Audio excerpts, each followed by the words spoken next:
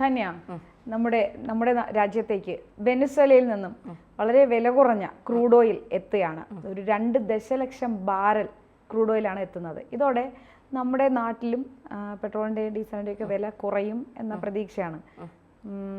ധന്യ, ആ റിപ്പോർട്ട് കണ്ടിരുന്നോ? കണ്ടിരുന്നു ചേച്ചി.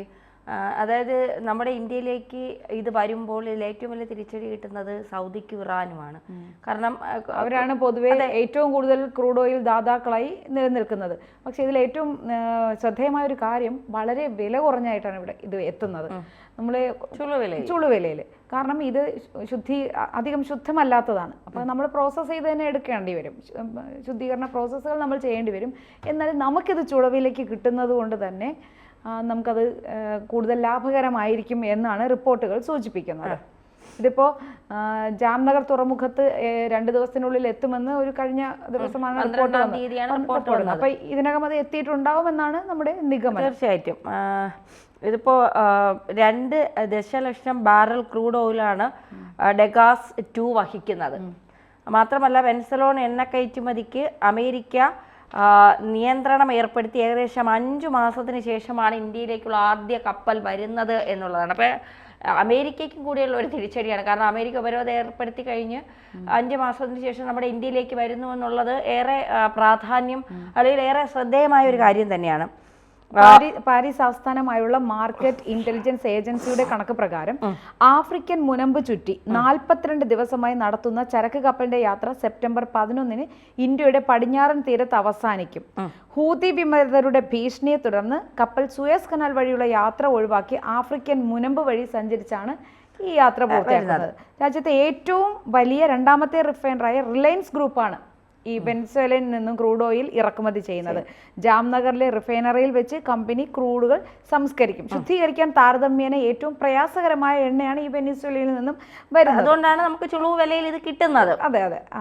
അറബ് രാജ്യങ്ങൾ, റഷ്യ എന്നിവിടങ്ങളിലെ എണ്ണയുമായി താരതമ്യം ചെയ്യുമ്പോൾ വെനിസ്വേലൻ എണ്ണയ്ക്ക് വില വളരെയേറെ കുറവാണ്.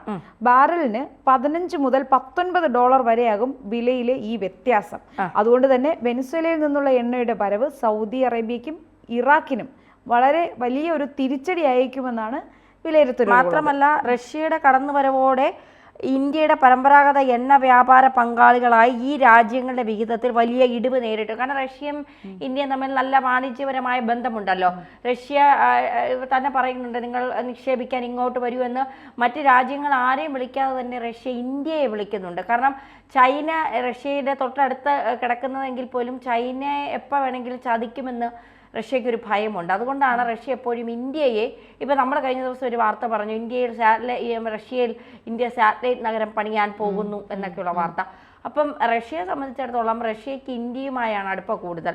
അതുകൊണ്ട് തന്നെയാണ് ഇന്ത്യയുമായി അടുപ്പം വന്നതിന് ശേഷം ഈ ഇറാനും ഈ അറബ് രാജ്യവുമായുള്ള ബന്ധം വലിയ രീതിയിൽ ഇന്ത്യ വാണിജ്യപരമായുള്ള ബന്ധം, സൗഹൃദപരമായുള്ള ബന്ധം ഉണ്ടാകാം, വാണിജ്യപരമായുള്ള ബന്ധം വലിയ രീതിയിൽ മുന്നോട്ട് കൊണ്ടുപോയില്ല. അവിടെയും ഇവർക്ക് ഇടിവ് പറ്റി എന്നുള്ളതാണ്. ഈ 2019 മുതലാണ് ഈ വെനസ്വേലൻ സർക്കാരിന്റെ ഉടമസ്ഥയുള്ള ഈ എണ്ണ കമ്പനി PDVSAക്കെതിരായ ഈ US-ന്റെ ഉപരോധം ആരംഭിച്ചത്. ഇടയ്ക്ക് കയറ്റുമതിയിലെ നിയന്ത്രണങ്ങൾ 2 തവണ അത് ഒഴിവാക്കുകയും ചെയ്തു. 2023 ഒക്ടോബറിൽ 6 മാസ കാലയളവിലേക്ക് വലിയ വ്യവസ്ഥകളോടെയായിരുന്നു ഈ നിയന്ത്രണം US നീക്കിയിരുന്നത്. എന്നാൽ വെനസ്വേലൻ പ്രസിഡന്റ് നിക്കോളാസ് മഡൂറോ നിബന്ധനകൾ ലംഘിച്ചു എന്ന് ആരോപിച്ച് ഈ വർഷം ഏപ്രിൽ പകുതിയോടെ അമേരിക്ക വീണ്ടും നിരോധനം ഏർപ്പെടുത്തിയിരുന്നു.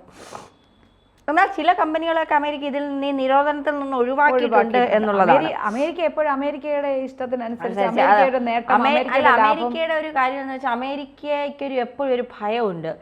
ലോകത്തെ വലിയ ശക്തികളാണെങ്കിൽ തങ്ങളെ ആരെങ്കിലും ഉപദ്രവിക്കുകയോ തങ്ങളാരെങ്കിലും പിന്നെ യുദ്ധത്തിന് വരുമോ എന്നൊക്കെ പറഞ്ഞുകൊണ്ട് ആ രാജ്യങ്ങളെല്ലാം ഉപരോധിച്ച് വെക്കും.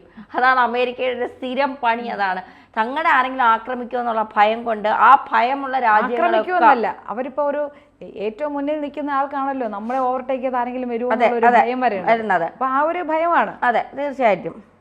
റിലയൻസിനെ സംബന്ധിച്ച് ഇത് മികച്ച വ്യാപാരമെന്നാണ് ഊർജ്ജ മേഖലയിലെ വിദഗ്ധർ പറയുന്നത്. 2015 വെനസ്വേലൻ എണ്ണയുടെ ഇന്ത്യയിലേക്കുള്ള വിഹിതം 4,41,000 BPD ഉയർന്നിരുന്നു. അതായത് ഇറക്കുമതിയുടെ ഏകദേശം 12%. കഴിഞ്ഞ മാസം സൗദി അറേബ്യയുടെ ഇറക്കുമതി വിഹിതം ഇതേ 12% എന്നതും ശ്രദ്ധിക്കേണ്ടതാണ്. വെനസ്വേലൻ ക്രൂഡ് ഇറക്കുമതിയിൽ റിലയൻസിന്റെ വിഹിതം 75% ബാക്കി 25% നയാരയും സ്വന്തമാക്കി. വിലക്കുറവിൽ എണ്ണ ലഭിക്കുന്ന എണ്ണ കമ്പനികളുടെ ലാഭം ഇതോടെ വർദ്ധിപ്പിക്കും. ഇത് രാജ്യത്ത് എണ്ണവില കുറയ്ക്കാനും ഇടയാക്കും. ആഗോള രംഗത്തെ ക്രൂഡ് ഓയിൽ വിലയിടിവിന്റെ പശ്ചാത്തലത്തിൽ എണ്ണവില കുറയ്ക്കാനായി കേന്ദ്ര സർക്കാർ ലക്ഷ്യമിടുന്നതായുള്ള റിപ്പോർട്ടുകളും അടുത്തിടെ പുറത്തു വന്നിരുന്നു. ഇവിടെ എല്ലാവരും നരേന്ദ്രമോദി അദാനിക്കും അംബാനിക്കും എല്ലാം ഒരുപാട് വിട്ടുവീഴ്ചകൾ ചെയ്യുന്നു, കോർപ്പറേറ്റുകളുടെ പ്രധാനമന്ത്രിയാണ് എന്ന് പറയാറുണ്ട്. പക്ഷെ ഈ കോർപ്പറേറ്റുകൾ നമ്മുടെ രാജ്യത്തിലേക്ക് കൊണ്ടുവരുന്ന നിരവധി പ്രയോജനമുള്ള കാര്യങ്ങളെക്കുറിച്ച് ആരും ബോധവാന്മാരല്ല. കഴിഞ്ഞ ദിവസം തന്നെ ആഫ്രിക്കയിലെ കെനിയയിൽ ഒരു അന്താരാഷ്ട്ര വിമാനത്താവളം, അവിടുത്തെ ഇന്റർനാഷണൽ എയർപോർട്ട് പാട്ടത്തിനടുത്ത് അതിൻ്റെ നടത്തിപ്പ് അദാനി ഗ്രൂപ്പ് ഏറ്റെടുത്തിരുന്നു. അത് എങ്ങനെ നോക്കിയാലും അതിൻ്റെ പ്രയോജനം ഇന്ത്യക്ക് തന്നെയാണ്. ആ എയർപോർട്ട് ഏറ്റെടുക്കുന്നത് അദാനി ഗ്രൂപ്പാണ് എങ്കിലും പറഞ്ഞു വെക്കുന്നത് എന്താണ്, ഇന്ത്യക്ക് അവിടെ എയർപോർട്ട് ഉണ്ട് എന്നാണ്. കെനിയ പൊതുവെ ഒരു സാമ്പത്തികമായി വളരെ ഉന്നതിയിലെത്താത്ത ഒരു രാജ്യമാണ്. അപ്പോൾ അവിടെ നിന്ന് തന്നെ അദാനി ഗ്രൂപ്പ് അവിടെ ഒരു എയർപോർട്ട് കൈകാര്യം ചെയ്യുമ്പോൾ ഇന്ത്യക്ക് ആ രാജ്യത്തിലേക്കുള്ള ആക്സസ് ആണ് അവിടെ തെളിവ്. ഒന്നും കാണാതെ എന്തായാലും ഒരു പ്രധാനമന്ത്രി അതായത് വിദേശ രാജ്യങ്ങളുമായി ഇത്രയും നല്ലൊരു ബന്ധം സ്ഥാപിക്കുകയും വിദേശകാര്യ നയങ്ങൾ വളരെ ബുദ്ധിപരമായ രീതിയിൽ കൈകാര്യം ചെയ്യുന്ന ഈ മോദി സർക്കാർ എന്തായാലും വെറുതെ ഇതൊന്നും ചെയ്യില്ല എന്ന് നമുക്ക് മനസ്സിലാവും. ഇപ്പം തന്നെ ഈ റിലയൻസ് വഴി ഇപ്പം നമുക്ക് അല്ലാതെ ഡയറക്റ്റായിട്ട് ഇത് ചെയ്യാൻ പറ്റുമോ? ഇല്ല. അപ്പം അതിനൊരു ഗ്രൂപ്പ് അത് ഏറ്റെടുക്കണം. അപ്പോൾ ഈ റിലയൻസിലൂടെ അത് കൊണ്ടുവരുമ്പോൾ സ്വാഭാവികമായി നമ്മുടെ രാജ്യത്തുള്ള ക്രൂഡ് ഓയിൽ വിലയെ അത് ബാധിക്കും. പെട്രോളിൻ്റെ വില അത് ആരാണ്? സാധാരണക്കാർക്ക് തന്നെയാണ് അതിൻ്റെ പ്രയോജനം കിട്ടുന്നത്. അതെ. ഈ കഴിഞ്ഞ മാസം ഇന്ത്യയുടെ മൊത്തം ക്രൂഡ് ഓയിൽ ഇറക്കുമതിയുടെ 39.9% റഷ്യയിൽ നിന്നാണ് കണക്കുകൾ. ഇന്ത്യയുടെ എണ്ണ ഇറക്കുമതി തുടർച്ചയായി 6.7% ഉയർന്ന് 0.85 ദശലക്ഷം BPD ആയെന്നാണ് ശ്രദ്ധേയമായിരിക്കുന്നത്. ഓഗസ്റ്റിൽ ഇന്ത്യയിൽ ഇറാഖിന്റെ ക്രൂഡ് ഓയിൽ മാർക്കറ്റ് ഷെയർ 18.8%. ഇതേ കാലയളവിൽ ഇന്ത്യയിലെ സൗദി അറേബ്യയുടെ എണ്ണ വിഹിതം 12.2% മാത്രമാണ്. ഈ സ്ഥാനത്താണ് ഇപ്പോൾ വെനിസ്വേലയിൽ നിന്ന് വരുന്ന ഈ വളരെ ചുളുവിലേക്ക് കിട്ടുന്ന ക്രൂഡ് ഓയിൽ നമുക്ക് ഏറെ പ്രയോജനകരമായി മാറുന്നത്. അതെ, തീർച്ചയായിട്ടും ഇത് ഇന്ത്യയെ സംബന്ധിച്ചിടത്തോളം വലിയ നേട്ടം തന്നെയാണ്. കാരണം പെട്രോളിൻ്റെ ഡീസലിൻ്റെ വിലയൊക്കെ ഓരോ ദിവസവും കുതിച്ചുയരുന്ന സ്ഥിതിയാണ് നമുക്ക് കാണാൻ പറ്റുന്നത്. കുറച്ച് ശുദ്ധീകരിച്ചെടുക്കണം എന്നത് മാത്രമേ ഉള്ളൂ. ഒരു കണക്കിന് ഉർവശി ശാപം ഉപകാരം എന്ന് പറയുന്ന പോലെ അമേരിക്ക ഏർപ്പെടുത്തിയ ഉപരോധം അത് ഇന്ത്യക്ക് ഗുണകരമായി മാറുകയാണ്. ഇന്ത്യക്ക് ഗുണകരമായി മാറി എന്ന് തന്നെയാണ് ഇതിൽ നമുക്ക് പറഞ്ഞു വെക്കാനുള്ളത്. കൂടുതൽ വാർത്തകളും വിശേഷങ്ങളും നിങ്ങളിലേക്ക് എത്താൻ ABC മലയാളം സബ്സ്ക്രൈബ് ചെയ്യുക, ബെൽബട്ടനും അമർത്തുക. കൂടുതൽ വാർത്തകളും വിശേഷങ്ങളും നിങ്ങളിലേക്ക് എത്താൻ ABC മലയാളം സബ്സ്ക്രൈബ് ചെയ്യുക, ബെൽബട്ടനും അമർത്തുക. കൂടുതൽ വാർത്തകളും വിശേഷങ്ങളും നിങ്ങളിലേക്ക് എത്താൻ ABC മലയാളം സബ്സ്ക്രൈബ് ചെയ്യുക, ബെൽബട്ടനും അമർത്തുക.